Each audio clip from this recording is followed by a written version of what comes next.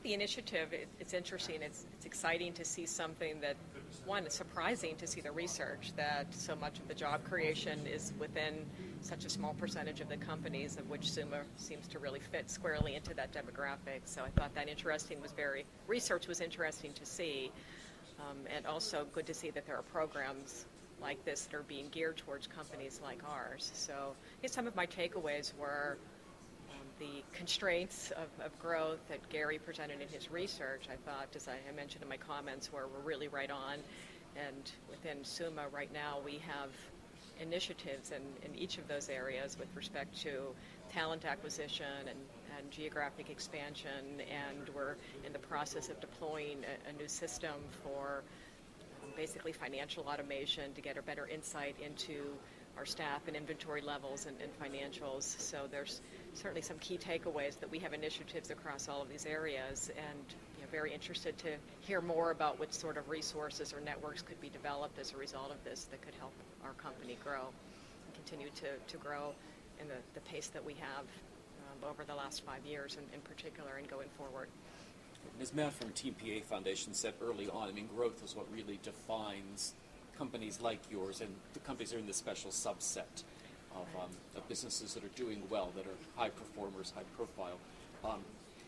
What is it about being here in the Pittsburgh region that has helped your company to achieve that kind of status, to be on this steady growth trajectory? I think some of the advantages that we've had is that from an industry perspective, the industries are diverse here. Obviously, there are some like healthcare and education that are dominant, and some that are growing faster than others. But our business is very much cross-industry and diverse from that perspective. So we have a healthcare-focused practice, but we do quite a bit of work in the financial services segment. There's a strong base of companies here in financial services, manufacturing, retail, education, healthcare. So I think one of the advantages we have as a region, is as a regional provider today primarily, is that there's a good cross-representation of companies in different industries to target. So it tends to be a good hedge against a particular industry that might be doing better than others or suffering more in a recession. As a horizontal provider of sorts, that we have good opportunities to work and help companies solve IT challenges that are critical to their business across those different industries. Great. And if you can pinpoint one thing or two things, but what was a key to your success in terms of weathering the very challenging economic conditions of the Great Recession? How did your company manage to continue to do well?